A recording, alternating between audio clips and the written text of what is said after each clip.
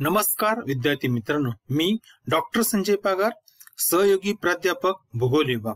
विद्यार्थी मित्रांनो, मराठा विद्या प्रसारक समाजचे KRT arts, BH commerce and AM science, popularly known as KTHM college Nashik यातर्फे मी आपल्या सर्वांचं या ऑनलाईन लेक्चर सिरीज मध्ये सहर्ष स्वागत करत आहे.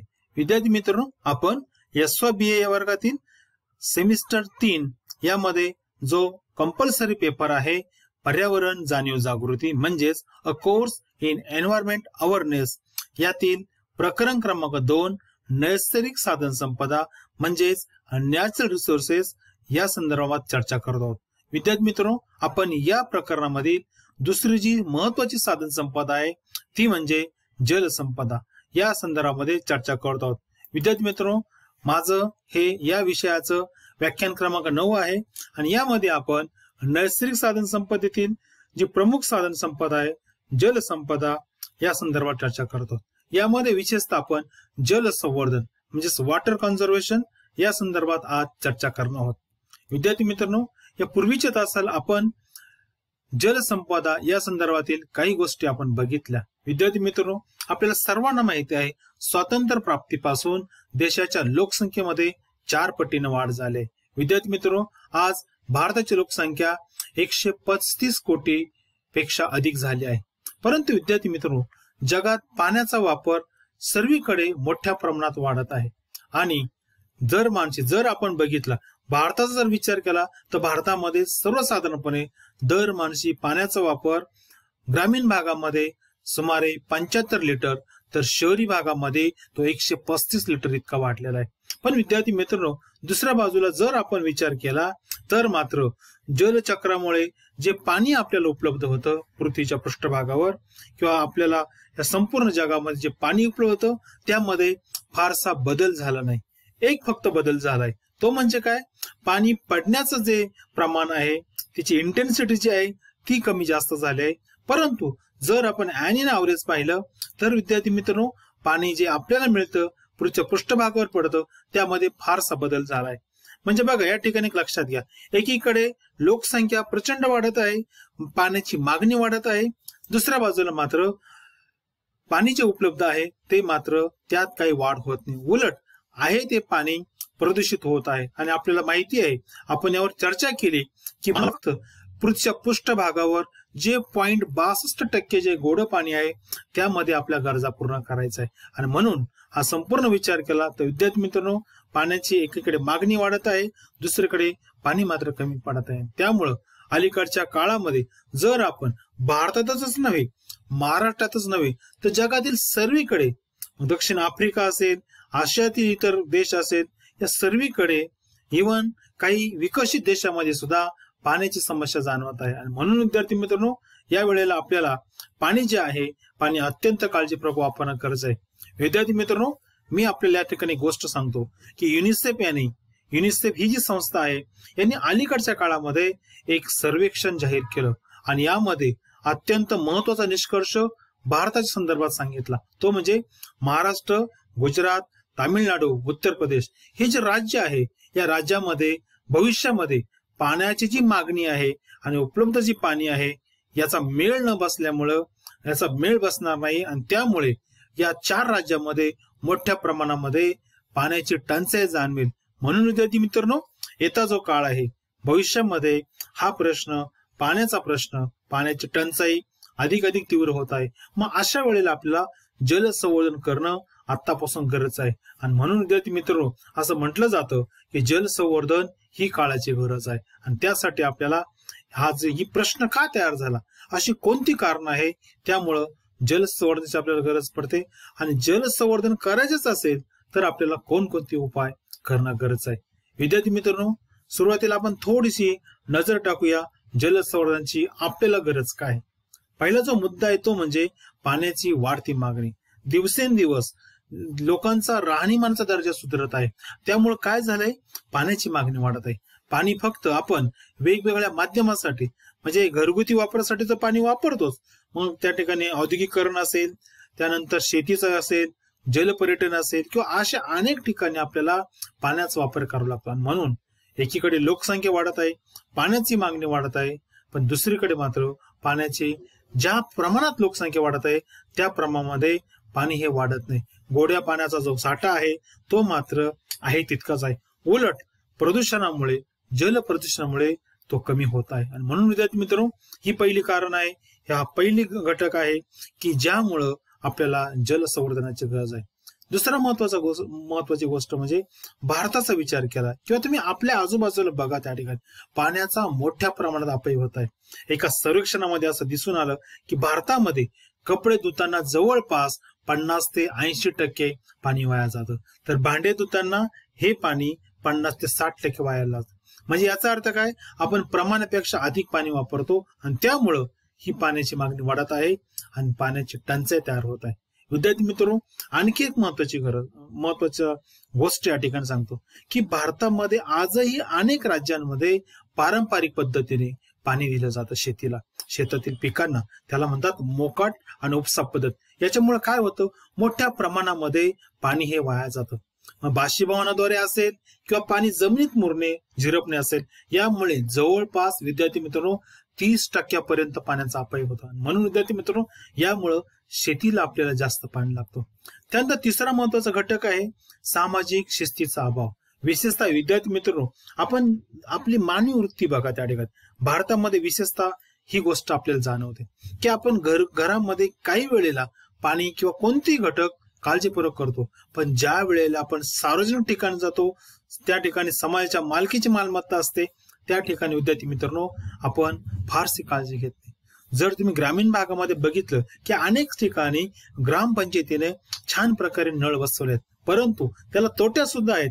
परंतु बघा, काही दिवस गेले, 15 दिवस, महिना, एखादं वर्ष गेलं, तर मला वाटतं सर्रास गावामध्ये मोठ्या प्रमाणात याच्या नळाच्या ज्या तोट्या आहेत त्या ठिकाणी नष्ट होतात, त्या तुटल्या जातात त्या ठिकाणी, आणि पाणी हे सर्रासपणे वाहत जातं, त्याचा कोणी वापर करत नाही. हे ग्रामीण भागामधले सत्य स्थिती आहे. विद्यार्थी मित्रांनो, जर तुम्ही कधी ग्रामीण भागात गेला तर मला वाटतं बऱ्याच ठिकाणी तुम्हाला अशा प्रकारे पाण्याचा अपव्यय त्या ठिकाणी जाणवतो. या व्यतिरिक्त आपण ज्या ठिकाणी सार्वजनिक ठिकाण असेल, शाळा असेल, महाविद्यालय असेल, कुठे असेल, त्या ठिकाणी पाणी ज्या वेळेला आपण सार्वजनिक ठिकाणी पितो त्यावेळेला मात्र पिताना बरंचसं पाणी आपला वाया जातं. म्हणून सामाजिक शिस्तीचा अभाव भारतामध्ये असल्यामुळं मोठ्या प्रमाणामध्ये पाणी वाया जातं. अशा वेळेला पाण्याचं संवर्धन करणं गरजेचं आहे. म्हणून जलसंवर्धनाची गरज आहे.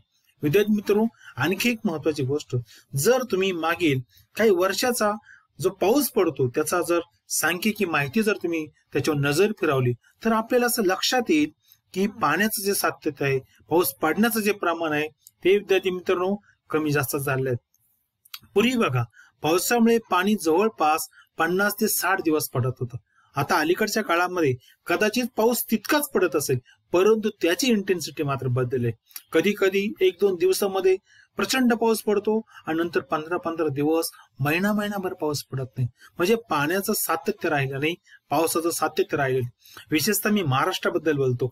मराठवाडा असेल, विदर्भ असेल, उत्तर महाराष्ट्र असेल, यामध्ये दुष्काळ पडणं हे आता नेहमीच झालेलं आहे. आणि त्याच्यामुळे विद्यार्थी मित्रांनो, यावरून एक लक्षात येतं की पाण्याचं सातत्य आज अनेक ठिकाणी, फक्त भारतातच नव्हे, जगामधील अनेक ठिकाणी हे पाण्याचं सातत्य राहिलं नाही. त्यामुळे विद्यार्थी मित्रांनो, जलसंवर्धनाची गरज आहे. कारण उपलब्ध जे पाणी आहे ते आपल्याला काळजीपूर्वक वापरणं गरजेचं आहे आणि यासाठी जलसंवर्धन करणं गरजेचं आहे. विद्यार्थी मित्रांनो, त्यानंतर पुढचा महत्वाचा घटक जो आहे भूजलाचा अतिरिक्त वापर. विद्यार्थी मित्रांनो, आपल्याला माहिती आहे भूजल म्हणजे काय, जमिनीच्या पातळीखाली असलेलं पाणी, जे आपण विहीर असेल त्या ठिकाणी, कूपनलिका असेल, याच्या माध्यमातून आपण वापरत असतो.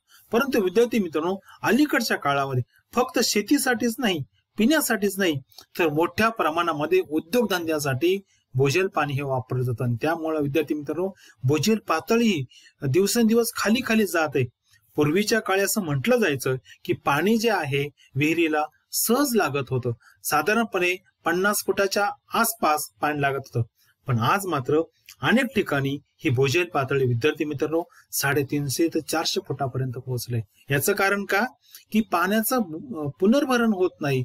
एकीकडे जर पुनर्भरण झालं तर पाणी त्या ठिकाणी भूजलामध्ये उपलब्ध असेल, पण मात्र आपण पाणी काढण्याचा वेळ, उपसण्याचा वेग हा अधिक आहे. त्यामुळं भूजल पातळी विद्यार्थी मित्रांनो कमी कमी होत आहे. आणि अशा वेळेला आपल्याला ही भूजल पातळी संतुलित करण्यासाठी, परत पुनर्भूत करण्यासाठी आपल्याला जल संवर्धनाची गरज आहे. म्हणून ही एक गोष्ट लक्षात ठेवा. त्याचा दुष्काळ, हा दुष्काळ ही सुद्धा एकदम महत्वाची घटना आहे की ती परत परत आपल्या भारतामध्ये अनेक राज्यामध्ये दिसून येते. विद्यार्थी मित्रांनो, दुष्काळ म्हणजे काय? पाण्याच्या तीव्र टंचाईमुळे उद्भवणारी परिस्थिती.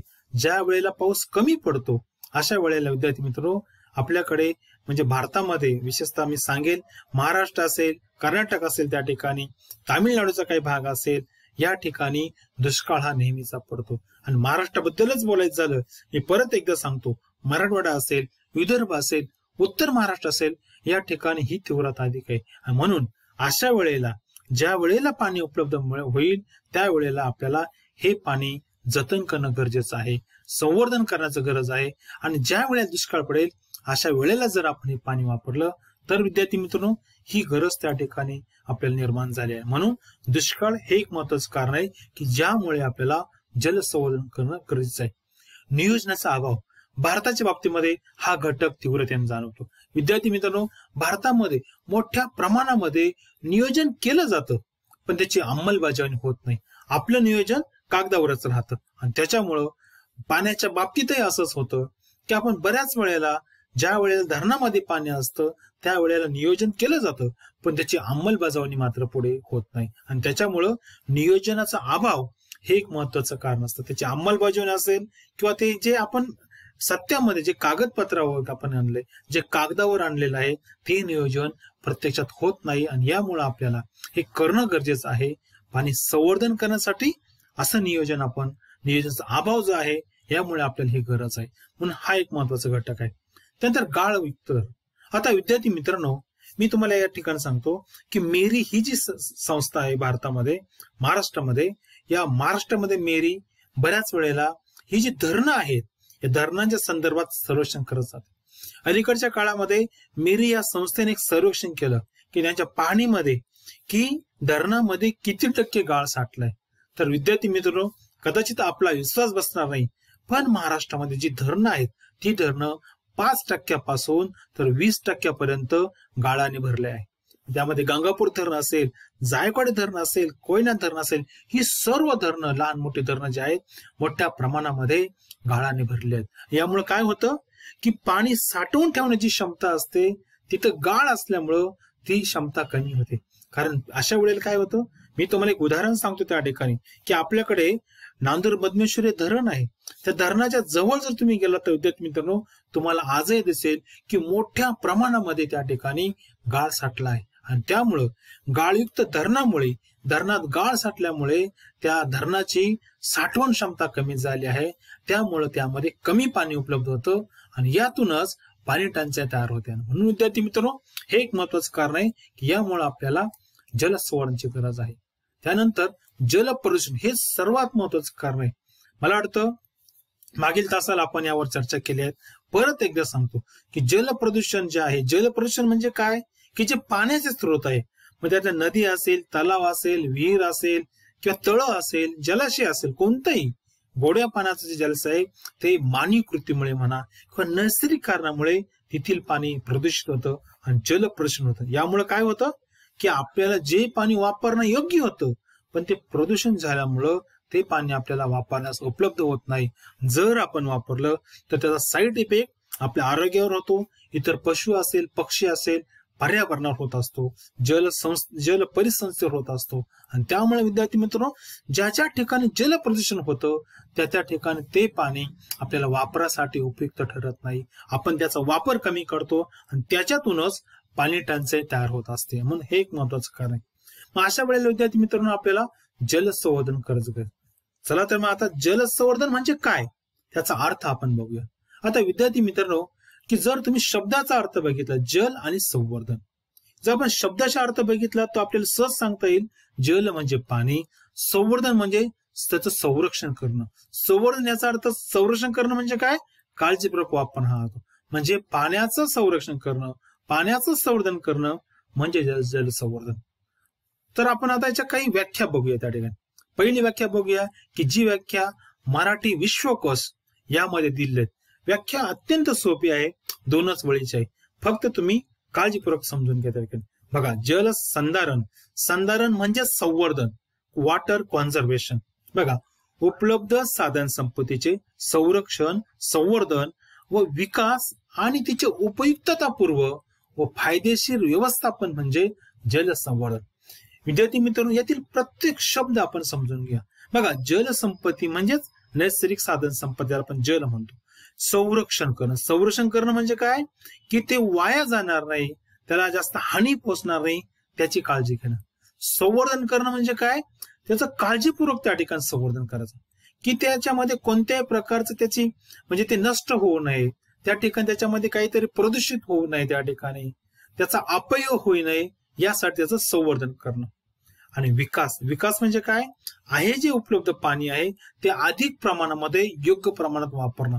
आणि सर्वात महत्वाचं, जरा विकास करायचा असेल, आपल्याला कोणताही विकास करायचा असेल, पाण्याचा विकास करायचा असेल, तर आपल्याला जे पाणी जे आहे ते उपयुक्ततायुक्त व फायदेशीरपणे त्याचं व्यवस्थापन केलं पाहिजे. व्यवस्थापन म्हणजे काय, की आपण जे ठरवलंय, समजा जे पाणी उपलब्ध आहे ते कशा प्रकारे वापरायचं, शेतीसाठी किती वापरायचं, किंवा मग उद्योगधंद्यासाठी किती, पिण्यासाठी किती, याचं आपण ठरवतो, एक आराखडा ठरवतो. आणि अशा वेळी त्या आराखड्यानुसार जे आपण उद्दिष्ट ठेवलं त्यानुसार कृती करणं म्हणजे व्यवस्थापन आहे. म्हणजे याचा अर्थ काय झाला, जलसंवर्धन म्हणजे असं व्यवस्थापन की ज्या व्यवस्थापनामध्ये आपण पाणी वापरू, त्याचा विकास करू, वेगवेगळ्या कारणासाठी वापरू, पण ते करत असताना सदर पाण्याचा अपव्यय होणार नाही, ते पाणी वाया जाणार नाही, याची काळजी घेणं म्हणजे जलसंवर्धन होय. आणखी एक व्याख्या आपण मी तुम्हाला सांगतो त्या ठिकाणी, जलसंवर्धन कशाला म्हणायचं. बघा, अनावश्यक पाण्याचा वापर कमी करण्यासाठी, पाण्याचा कार्यक्षमतेने वापर करण्यासाठी जे व्यवस्थापन केलं जातं त्यास जलसंवर्धन असं म्हणतात. विद्यार्थी मित्रांनो, ही व्याख्या काही प्रमाणामध्ये सोपी आहे. बघा, अनावश्यक पाण्याचा वापर कमी करण्यासाठी म्हणजे ज्या ठिकाणी पाणी वापरणं गरजेचं नाही, किंवा जे आपण नाही वापरलं तरी चालू शकतं, म्हणजे अनावश्यक पाणी, की गरज नसताना पाणी वापरणं, याला अनावश्यक पाणी असं म्हणतात. बघा, हा जो वापर आहे अनावश्यक पाणी, की जिथं गरज नाही तिथं अधिक प्रमाणामध्ये वापर पाण्याचा करायचा नाही. मग काय करायचं, आपण जे पाणी आहे ते कार्यक्षमतेने वापरायचं. कार्यक्षमतेने म्हणजे काय, की त्या पाण्याचा पुरेपूर वापर करायचा. जर आपल्याकडे 50 लिटर पाणी असेल तर 50 लिटर पाण्याचा थेंब आपण वापरायचा. पण बऱ्याच वेळेला आपण काय करतो, 50 लिटर पाणी आहे त्याच्यामधलं पाणी आपण समजा कपडे धुण्यासाठी वापरतो. ऍक्च्युअली कपडे धुवायला आपल्याला 10 लिटर पाणी लागतं, पण आपण त्याची काळजी घेत नाही आणि 50 ते 50 लिटर पाण्याचा वापर करून टाकतो. यामुळे काय होतं, जिथं 40% पाणी लागत होतं त्या ठिकाणी, जिथं 40 लिटर पाणी लागत होतं त्या ठिकाणी आपण 50 लिटर पाणी वापरतो. म्हणजे याचा अर्थ काय झाला, 40 लिटर पाणी विद्यार्थी मित्रांनो आपण वाया घातलं. म्हणून जलसंवर्धनामध्ये हे अपेक्षित नाही. जलसंवर्धनामध्ये काय अपेक्षित आहे, की अनावश्यक पाण्याचा वापर कमी करणं आणि जे पाणी आहे त्याचा पुरेपूर वापर करणं, आणि यासाठी जे व्यवस्थापन करावं लागतं, जी कृती करावी लागते, जी योजना करावी लागते, ज्याचं अंमलबजावणी करावी लागते, या सर्वांना जलसंवर्धन असं म्हणतात. म्हणून विद्यार्थी मित्रांनो, आणखी एक त्या ठिकाणी एक वाक्य महत्वाचं आहे. बघा, जलसंवर्धन कशाला म्हणायचं, यामध्ये काय अपेक्षित आहे, पाण्याची बचत करणं, असलेलं पाणी त्याचा योग्य वापर करणं, आणि विशेषतः पाण्याचा अपव्यय टाळणं, त्याचं प्रदूषण होणार नाही याची काळजी घेणं. ज्या वेळेला तुम्ही या चारही गोष्टी कराल, पाण्याची बचत कराल, त्याचा पाण्याचा योग्य वापर करा, पाण्याचा अपव्यय होणार नाही याची काळजी घ्याल, आणि जल प्रदूषण होणार नाही याची काळजी घ्याल, या चारही गोष्टी केल्या तर विद्यार्थी मित्रांनो त्यातून जलसंवर्धन आपल्याला सहज शक्य होईल, पाणी त्या ठिकाणी वाचेल. म्हणून विद्यार्थी मित्रांनो, जलसंवर्धन म्हणजेच काय, की पाण्याचा काळजीपूर्वक वापर करणं, उपलब्ध पाण्याचा परिपूर्ण वापर करणं, आणि सर्वात महत्वाचं म्हणजे पाणी वाया जाणार नाही, पाण्याचा अपव्यय होणार नाही, यासाठी जी कृती करावी लागते तिलाच आपण जलसंवर्धन असं म्हणतो. आता यासाठी आपण काय केलं पाहिजे, याच्या काही उपाययोजना आपण त्याच्यावर त्या ठिकाणी प्रकाश टाकूया. पहिला आहे जलसाक्षरता. विद्यार्थी मित्रांनो, जलसाक्षरता, खरं आपण साक्षरता शब्द कशाला वापरतो, ज्याला लिहिता येतं, वाचता येतं, प्राथमिक आकडेमोड करता येते, त्याला आपण साक्षर असं म्हणतो. पण हा अर्थ ज्या वेळेला आपण जल साक्षरता म्हणून लावतो त्यावेळेला याचा अर्थ काय, की पाण्या संदर्भामध्ये ज्ञान, किती पाणी आहे, कसं वापरायचं, त्याची काळजी कशी घ्यायचं, परिपूर्ण वापर कसा करायचा हे जलसाक्षर आहे। जो व्यक्ती जलसाक्षर आहे त्याच्यामध्ये कोणते गुण असेल? पाणी वाचवण्याचं, पाणी काळजीपूर्वक वापरण्याचा गुण असेल, पाण्याचं पुनर्भरण त्याला करता आलं पाहिजे, पाण्याचं प्रदूषण त्याच्याकडून थांबलं गेलं पाहिजे, आणि सर्वात महत्वाचं की उपलब्ध जे पाणी आहे ते काटकसर जर वापरलं तर त्या व्यक्तीला आपण जलसाक्षर असं म्हणतो, किंवा या संपूर्ण गोष्टीला आपण जलसाक्षरता असं म्हणतो। आणि ही जलसाक्षरता प्रत्येक व्यक्तीपर्यंत पोहोचली पाहिजे। ज्याप्रमाणे साक्षर देश म्हणतो आपण, केरळ सारखं राज्य आहे त्या ठिकाणी साक्षरतेचा दर जास्त आहे, अशाच प्रकारचा जलसाक्षरता दर भारतातील प्रत्येक राज्यामध्ये असणं अपेक्षित आहे, तरच आपल्याला हे उद्दिष्ट साध्य करता येईल। जन सहभाग महत्वाचा आहे, आणि विद्यार्थी मित्रांनो ज्या वेळेला संपूर्ण लोक याच्यामध्ये सहभागी होतील त्याच वेळेला आपलं हे उद्दिष्ट परिपूर्ण होईल।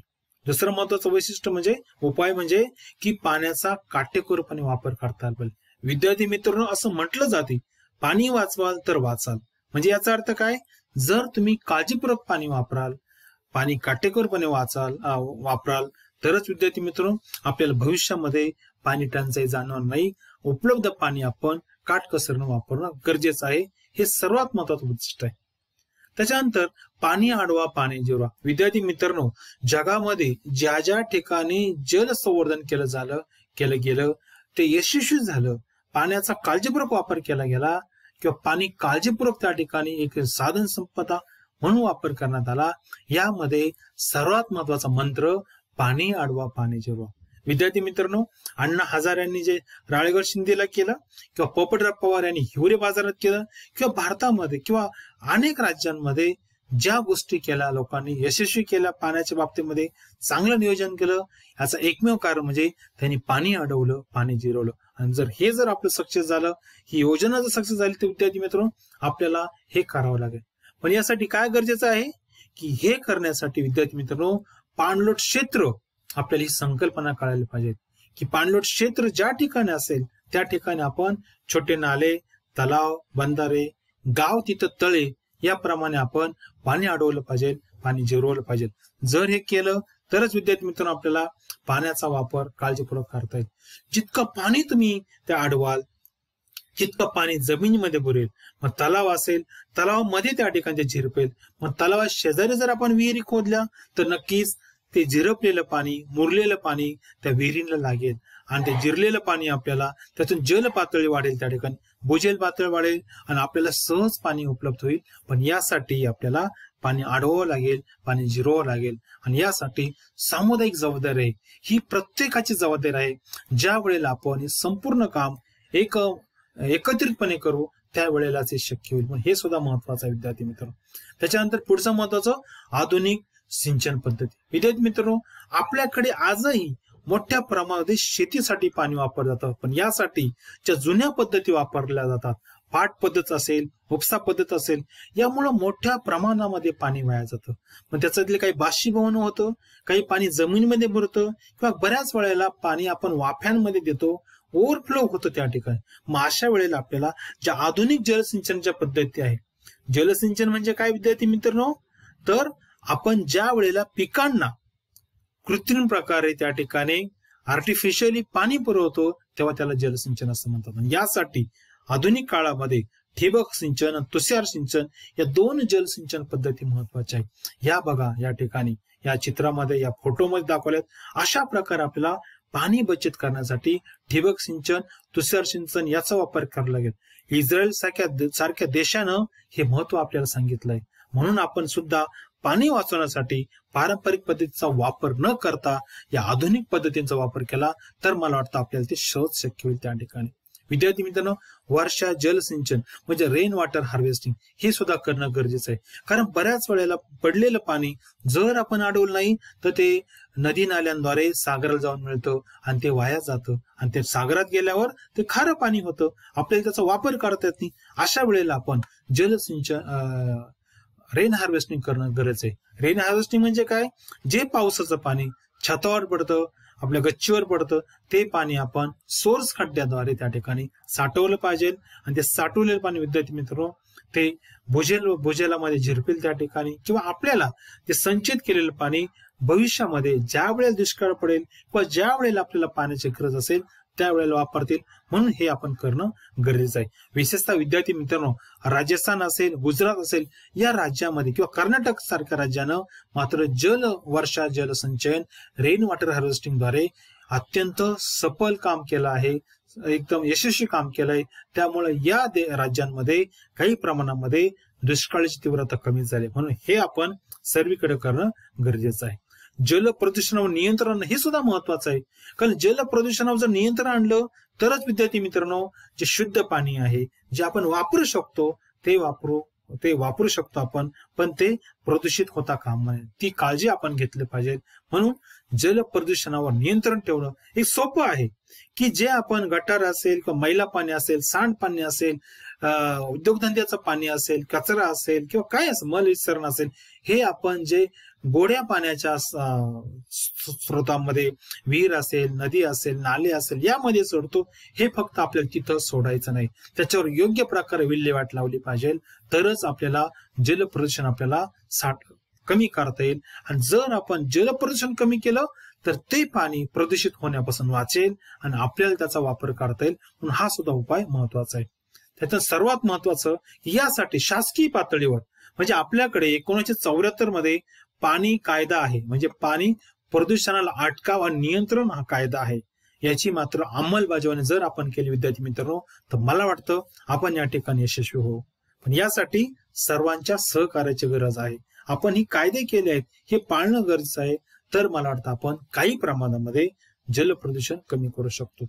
त्याच्यानंतर पुढचा महत्वाचा उपाय म्हणजे धरणातील गाळ काढणं. हे शक्य आहे आपल्याला. जर आपण या धरणामध्ये साठलेला गाळ जर आपण काढला तर विद्यार्थी मित्रांनो काही प्रमाणामध्ये धरणांची जलक्षमता वाढेल, साठवणूक क्षमता वाढेल आणि आपल्याला अधिक पाणी उपलब्ध होईल. त्यासाठी मात्र हे गरजेचं आहे. या ठिकाणी शासकीय यंत्रणेनं आणि आपल्या सहकार्याने हे आपण सहज करू शकतो, फक्त त्याला सकारात्मक विचाराची जोड हवी आहे. त्या ठिकाणी पाणलोट क्षेत्र व्यवस्थापन हे सुद्धा महत्वाचं आहे. जर विद्यार्थी मित्रांनो आपल्याला यशस्वीपणे जल संवर्धन करायचं असेल, जल नियोजन करायचं असेल, पाण्याचं व्यवस्थापन करायचं असेल तर आपल्याला पाणलोट क्षेत्र व्यवस्थापन करणं गरजेचं आहे. आता पाणलोट क्षेत्र कशाला म्हणतात? सोपं आहे विद्यार्थी मित्रांनो, ज्या क्षेत्राचे पाणी नैसर्गिकरित्या वाहत येऊन एका नाल्याद्वारे एका ठिकाणी वाहत असेल तर त्या संपूर्ण त्या ठिकाणी प्रदेशाला पाणलोट क्षेत्र असं म्हणतात. या ठिकाणी बघा की संपूर्ण पाणी या एका जलाशयाद्वारे येत आहे, एका वहाळाद्वारे येत आहे, एका त्या ठिकाणी नाल्याद्वारे येतं. आणि जर आपण अशा प्रकारे एखाद्या प्रदेशामध्ये पडलेलं पाणी ज्या एका दिशेने वाहत जात असेल त्या ठिकाणी जर आपण अडवलं, साठवलं तर विद्यार्थी मित्रांनो आपल्याला नक्कीच त्या क्षेत्रामध्ये किती पाणी पडतं याचा आपल्याला हिशोब घ्यावा लागेल. ते पाणी किती पडतं, किती उपलब्ध आहे आणि त्याची गरज काय आहे आणि कशा प्रकारे ते वापरायचं हे आपल्याला करता येईल. मी परत एकदा सांगतो, अण्णा हजारे जे राळेगण सिद्धीला केलं किंवा पोपटराव पवार यांनी हिवरे बाजारला केलं, अशा प्रकारचं प्रत्येक गावामध्ये जर आपण केलं तर मला वाटतं याच्यामध्ये आपण यशस्वी ठरू शकतो. आणि त्यासाठी आपल्याला हे जे पाणलोट क्षेत्र आहे हे एकक मानून, हे युनिट मानून आपल्याला हे व्यवस्थापन करावं लागेल आणि तरच आपल्याला जल संवर्धन करणं शक्य आहे. आणि सर्वात महत्वाचं विद्यार्थी मित्रांनो, आपल्या भारतामध्ये आजही सर्वात महत्वाचं पाणी वाया जाण्याचं अजून एक कारण आहे, ते म्हणजे आपण पिकांना जे पाणी देतो ते पाणी देत असताना उपलब्ध पाणी किती आहे, पिकाची गरज किती आहे याचा आपण विचार करत नाही. आपल्याकडे आजही ऊस असेल, तांदूळ असेल यासारखी अनेक पिकं आहेत, नगदी पिकं, याला प्रचंड प्रमाणामध्ये पाणी लागतं. आपल्याकडे एकीकडे पाणी कमी आहे आणि आपण ऊसासारख्या पिकांना प्रचंड पाणी देतो. त्यामुळे आपल्याला हा पीक पद्धत बदलावं लागेल.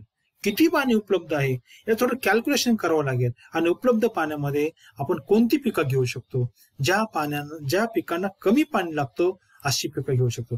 या ठिकाणी एक उदाहरण मी मुद्दाम तुम्हाला देतो की नाशिक शहरात वाघाड नावाचा प्रकल्प आहे. या ठिकाणी विद्यार्थी मित्रांनो अनेक वर्षापूर्वी इथली लोक ऊस हे पीक करत होते, त्यासाठी भरपूर पाणी लागत होतं. पण अलीकडच्या काळामध्ये त्या लोकांनी ऊसाऐवजी भाज्या असेल, फुलं असेल, फळं असेल याचं पिकं घेण्यास सुरुवात केली. याचा उपयोग असा झाला की त्या लोकांना म्हणजे पूर्वी ऊसासाठी जेवढं पाणी वापरत होतं त्याच्यातून जो नफा होत होता त्याच्यापेक्षा कितीतरी अधिक पटीनं नफा त्यांना ऊसाऐवजी इतर पीक घेतल्यामुळं तेवढ्याच पाण्यामध्ये होऊ लागला. याचा अर्थ काय आहे की आपण ठरवलं पाहिजे की पाणी किती उपलब्ध आहे. त्यानुसार जर विद्यार्थी मित्रांनो आपण जर त्या ठिकाणी पिकांचा पॅटर्न ठरवला तर नक्कीच त्या ठिकाणी आपल्याला यातून काही प्रमाणामध्ये नफा जास्त मिळेल, पण पाण्याची बचत होईल. आणि त्यासाठी आपल्याला हे पीक पद्धत आपल्या उपलब्ध पाण्यानुसार करणं गरजेचं आहे. विद्यार्थी मित्रांनो, अशा प्रकारे आज आपण जलसंवर्धन गरजेचं काय आहे, कोणती कारण आहे की त्यामुळे जलसंवर्धन करणं गरजेचं आहे या संदर्भात विचार केला. त्याचप्रमाणे जलसंवर्धन करण्यासाठी काय गरजेचं आहे, कोणती उपाययोजना गरजेचं आहे यावर आपण प्रकाश टाकला. विद्यार्थी मित्रांनो, या ठिकाणी आपण थांबूया. पुढच्या तासाला आपण भूमी एक साधन संपदा या संदर्भामध्ये आपण सविस्तर चर्चा करू. तोपर्यंत थांबतो. धन्यवाद.